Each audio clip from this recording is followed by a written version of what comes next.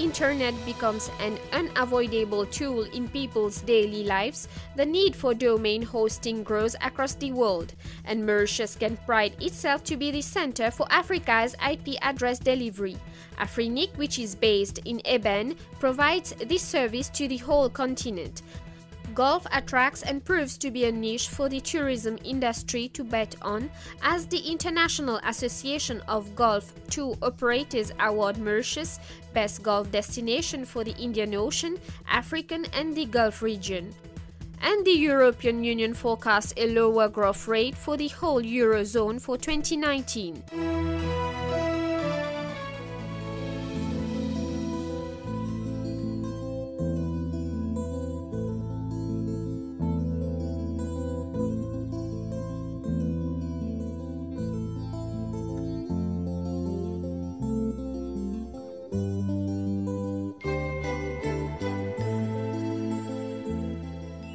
Alan Barrett, so you're the CEO of Afrinic, which is here in Mauritius since 3 years. So we would like to know, first of all, what does Afrinic do? Afrinic is what we call the regional internet registry serving Africa, and that includes the islands in the Indian Ocean, such as Mauritius. And a regional internet registry, our job is to manage and allocate the IP addresses that the internet service providers need to serve their customers. Now we see this is a very important part of the economy, because we see many companies now are moving their activities, their businesses around e-commerce and around new technologies, IT. So during the years you've been in this business, how have you seen this evolution in Africa?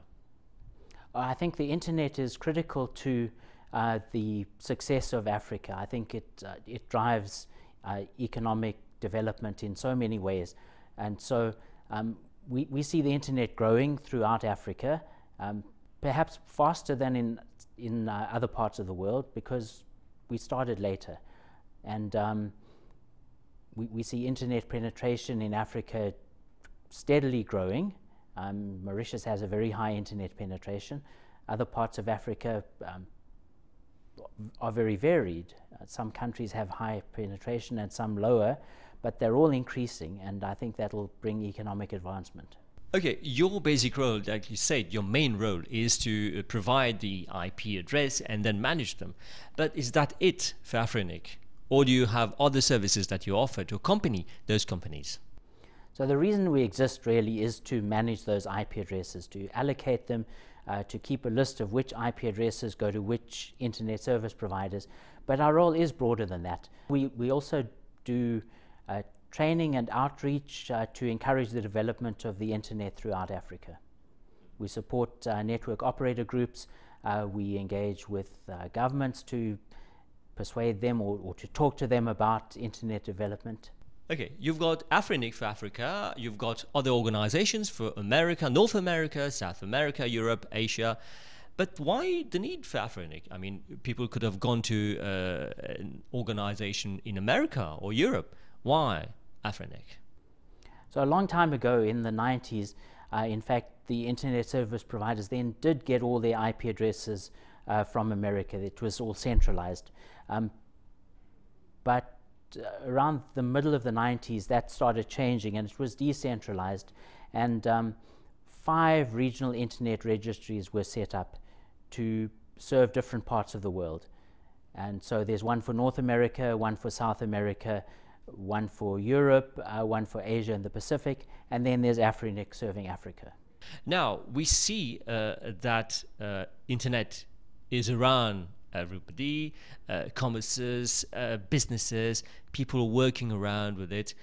Now, there are the dangers of internet also. How can we manage that? We're not involved in content regulation at all. We provide the IP addresses that the internet service providers need to support their customers, and if the authorities are trying to investigate some sort of criminal activity, they can use our database or come to us for help in using our database to look up which internet service provider is involved, and then if they need to go further to find the individual person unfortunately, we can't help directly. We can put them in contact with the right internet service provider, and the authorities will have to take it up with them. Now, coming to Mauritius, where your headquarters is based, now during the past years, how have you seen the evolution of businesses or internet as a whole in Mauritius? Just in the 3.5 years that I've been here, I've seen big improvements in internet service in Mauritius. We've now got fiber to the home in many parts of the island. I've seen the performance of the mobile networks increase. Just maybe 6 months ago, if I traveled from the airport to Eben, my phone would lose signal many times. But today, I get a signal the whole way. So there's definitely been good improvements. What do you think made this improvement? I think it's investment by the operators. They see that their customers want service, and the operators are willing to invest to provide that. Let's go back to Afrinic. Let's say we want an IP address. Who can get it and how to do it? Our members, we have about 1,600 members throughout Africa. Most of them are internet service providers. Some of them are government agencies or medium to large businesses.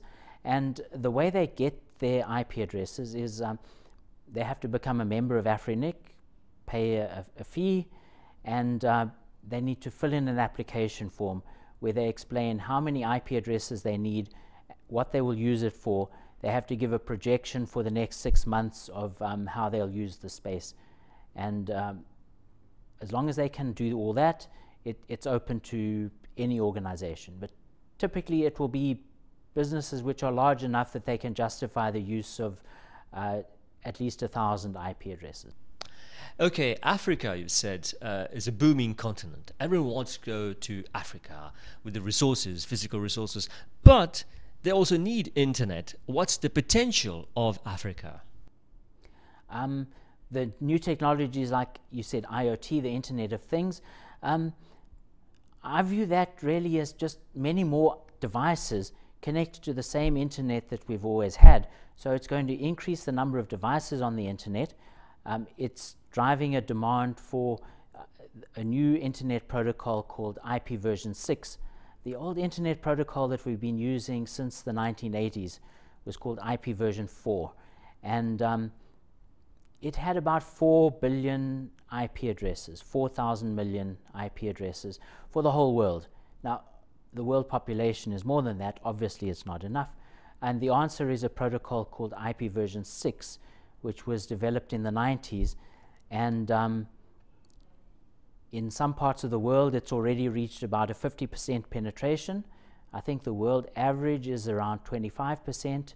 And the average in Africa is much lower than that. We're looking at or perhaps 1% penetration of IP version 6. So that's a very important thing, that the mobile operators, the internet service providers, and the governments need to deploy or encourage the use of IP version 6. But the good news is that the end users don't need to worry. Your phone will automatically pick up IP version 6 as soon as your mobile operator offers it. Your home computer or your laptop will automatically pick up IP version 6 as soon as your company IT department offers it. And when is that coming, IP version 6? Well, it's already here for some people, and it's just that one of Afrinic's focuses is to encourage the deployment. So every time I get an opportunity to talk about internet development, one of the things I say is that the operators must deploy IP version 6. The businesses must make sure that their website is accessible on IP version 6, but the end users don't need to worry. Your company, Afrinic, like you said, is for Africa. Do you have a network which links you to the other counterparts that you have in the world? Just the ordinary commercial internet. So here in our office, we have uplinks from 2 of the commercial operators in Mauritius, and they in turn connect to other operators all around the world, and that's the way the internet works. Networks connect to other networks, and in the end everybody's connected either directly or indirectly to everybody else. And like you said, the organizations like which are found in America, South America, Asia and all that thing, Do you have regular meetings with them to talk, just like you said about IP version 6 or other developments coming in this sector? We do. Afrinic ourselves runs 2 big public meetings every year, and the other 4 regional internet registries around the world all do the same thing. So they each also have 2 public meetings every year, and we all go to each other's meetings. So you'll have Afrinic staff attending the meetings of the other 4 internet registries, and we'll have their staff, at least a few of them, coming to the Afrinic meetings. Internet is everywhere. Like, some people's lives are governed by internet and all the thing. So how to keep a balance between real life and internet? Your personal views about that? It can be difficult. For myself, I find a lot of my life really involves around work. It's important but difficult to keep that balance. And how do you think we can do that? I think each person just needs to make sure that they devote enough time to their family and their home life. Alan Barrett, thank you very much. Subdued economic momentum has prompted the European Commission to revise its growth forecast for 2019, trimming almost 1/3 of the formerly predicted growth. The announcement comes off the back of a slowdown in its largest economy, Germany, and amid deadlock and a ticking clock on negotiations for the UK to leave the EU. The Commission has said it now forecasts Euro area GDP to grow 1.3% this year, down from its autumn estimate of 1.9%. Predicted growth across the broader EU area was also cut from 1.9 to 1.5%. The Commission blamed the slowdown on growing uncertainty fueled by US-China trade tensions, a potentially disruptive Brexit, as well as resurfacing Eurozone debt problems. US President Donald Trump signed a national security presidential memorandum on Thursday, officially launched the long-discussed White House Women's Economic Empowerment Initiative. The Women's Global Development and Prosperity Initiative, or WGDP. Advisor to the President, Ivanka Trump, met with more than 200 partners, NGOs, and members of Congress to seek input about the initiative. The initiative aims to reach 50 million women by 2025 through its work in 3 key areas: supporting workforce development and skills training, helping women entrepreneurs with access to markets, capitals, and networks, and working to change laws, regulations, and norms that limit women's ability to fully participate in the economy. In Business Connect tonight, I'm inviting you for a golf treat. We're going to play golf. Not only play, but we're going to talk about what golf brings to the country. The authorities are promoting Mauritius through golf. Golf is very important and is bringing much money, and also is a source of job creation to our country. Last year, Mauritius has been awarded the best golf destination for Indian Ocean Islands and also for Africa. What this means and what this is going to bring to Mauritius, we're going to see in this report.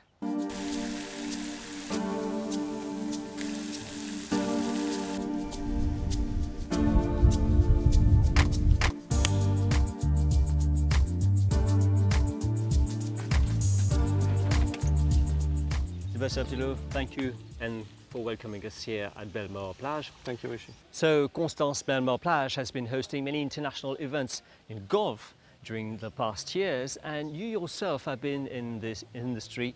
And what do you see golf has brought to Mauritius? As you said, Rishi, we have been doing a lot of events since 1994 that the Legend has opened. The Mauritius Golf Open for 16 years. And then the MCV Tour Championship since 10 years now, more than 10 years. So all these events, all these international events has brought a lot of golfers and a lot of tourists from all over the place in the world to Mauritius. Branded as a luxury sport, golf is taking Mauritius to another step towards the diversification of its tourism sector. More golf courses are attracting tourists, amateurs as well as professionals, and this means another niche for the industry players. For some time now, the authorities have been promoting Mauritius as an international golf destination, and the IAGTO, International Association of Golf Tour Operators, has designated Mauritius as the best place for golfers in Africa, the Indian Ocean and the Gulf region. So tell us, Mauritius has been awarded Best Golf Destination for Africa, Indian Ocean and the Gulf countries. And what does this mean for Mauritius? We have positioned Mauritius as a golfing destination in the Indian Ocean, and the number of tournaments which have been organized last year and which will be organized this year will be extremely beneficial to the industry. Needless to say that the golfer who comes to Mauritius, he doesn't come alone, he always comes in family. And this is a real GDP contributor to the industry. Michael Guédari, thank you very much for welcoming us here at the Heritage Golf Club. We're talking about golf, promotion of Mauritius through golf. How do you see the evolution of golf in Mauritius? Actually, we host like 60,000 tourist golfers coming to Mauritius every year. We have had an increase, let's say, of nearly 25% in the last 5 years due to the fact that we've showcased Mauritius as a golf destination for big events and big tournaments like the Afrinic Mauritius Open or the MCB Senior Tours here and at Belmarplage and at Anaïta. What do you think has made this reputation of Mauritius? Of course, the big events, but not only the big events. It's the quality of the golf courses and, of course, the quality of service, the beautiful hotels that we have, and the professionalism of the service in Mauritius and the friendliness that we all know we have in Mauritius. Mauritius, betting on the quality of its service, has found in golf competitions a new way to market the destination. Seeing the opportunity that golf represents, hotels are investing in quality courses to attract more tourists. It is true that this market segment is a selective one, but the revenue generated is also higher. Is golf only for professionals, semi-professionals, or is there now a trend for other people to get used to it and to play golf? Yes, most of the players are amateurs, not professionals, most of the players. So we have here at Belmarplage about 60% of guests of the hotel are golfers. So it's mostly for amateurs. Golf, what comes to my mind, is a very expensive sport and people have got the money to spend. And what did bring, apart from golf in Mauritius, in terms of money, in terms of spending? Yes, yes, definitely. Definitely this is a niche market, but we are very proud to have been able since a few years to go in this niche market, and that's why we have a lot of golfers coming to Mauritius. Are we talking about professional players or amateur players or just people coming to chill? Most of the golfers coming to Mauritius are amateur tourist golfers. They would like to play golf maybe 3-4 times during their 10 days or 10 nights stay. We have not reached this marathon type of golfers who will play 5-6 courses during their stay, but it's a new market that we need to develop. And most of the golfers coming to Mauritius are, I will say, middle-aged to age golfers, and they will just lie on the beach in the afternoon and play golf in the morning. That's the type of golf tourists we got on the island. Why Mauritius now needs to focus on this segment of the market? What does it bring to Mauritius? Actually, golfers, statistically, is known that they expend like 20-25% more in general than a normal tourist. And golfers has got the power, the bargaining power to move around and to select 5-star or 5-star plus hotel, meaning they've got a good money power to stay in high class and high standard hotels, and they will expend generally more than a normal basic tourist. Mm-hmm. Now, you've been in this sector for a quite long time. How do you see the level of our market in the golf segment? Compared to others? Basically, the golf courses, most golf courses, the resort courses on the island are championship golf courses, meaning they can adapt themselves to host international tournaments. And compared to international courses, we can say that Mauritius can be in the top 10 countries in terms of quality of golf worldwide. Now, Mauritius last year won the best golf destination for Africa, Indian Ocean, and also for the Middle East. What does that mean for Mauritius? It's an organization which selects the best golf destination. It's called the IAGTO, the International Golf Tour Operators Association, through the international golf travel market. And every year we select specific destination in the Indian Ocean or Africa. And Mauritius has been now selected for the 4th time as the best golf destination. And what it strives is that people have consciousness about the quality of the golf in Mauritius. And of course, they like the type of service we give at the clubhouse or even at the resorts around. And definitely, it's a push to get better every day and to do the best that we can offer on a daily basis to our golfers, tourists.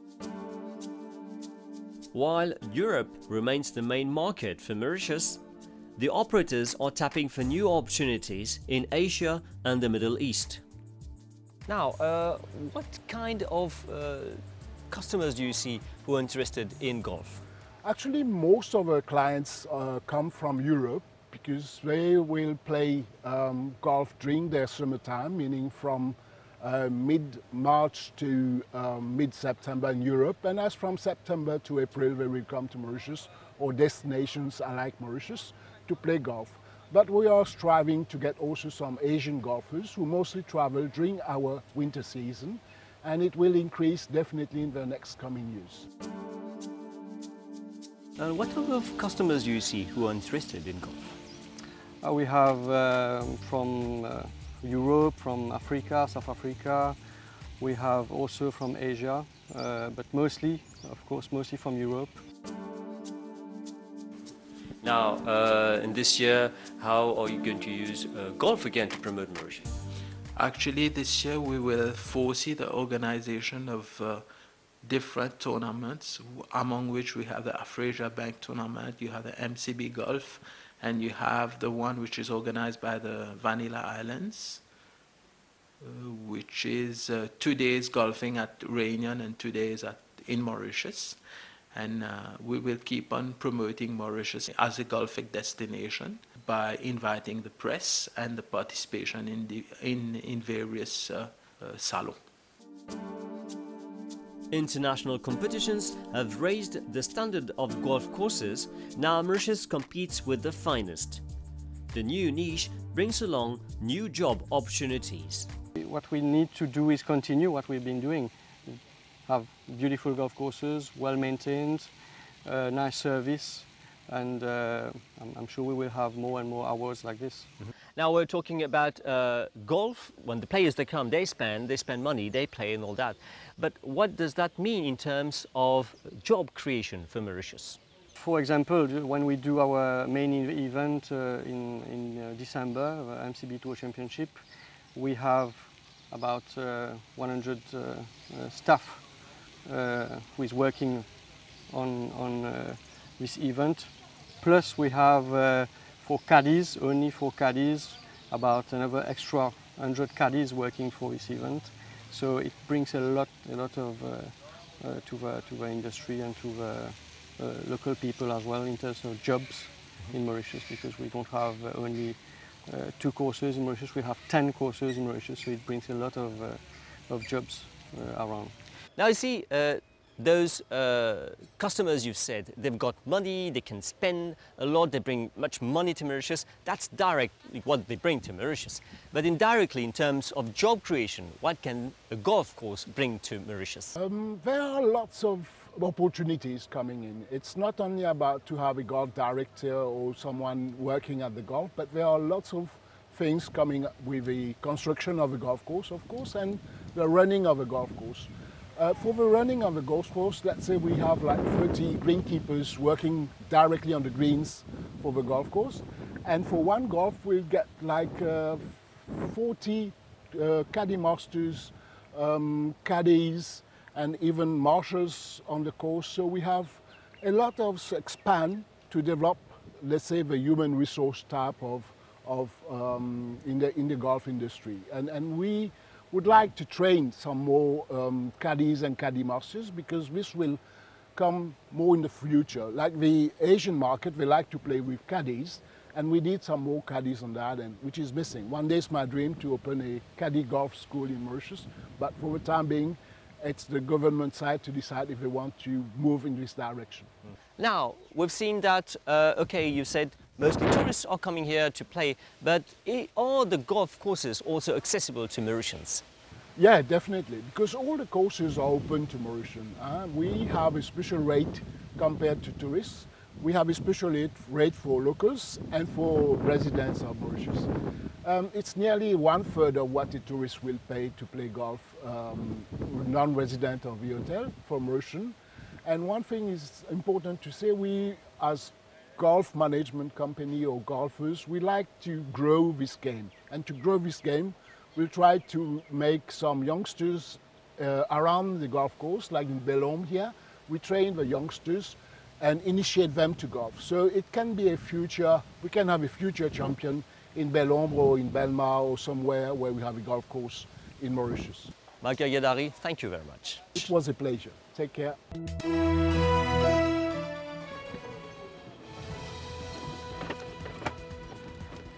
So that's the end of this edition. Find this program on our website and also on our Facebook page, and hope to see you next time for another edition of Business Connect. Till then, it's goodbye from the whole team.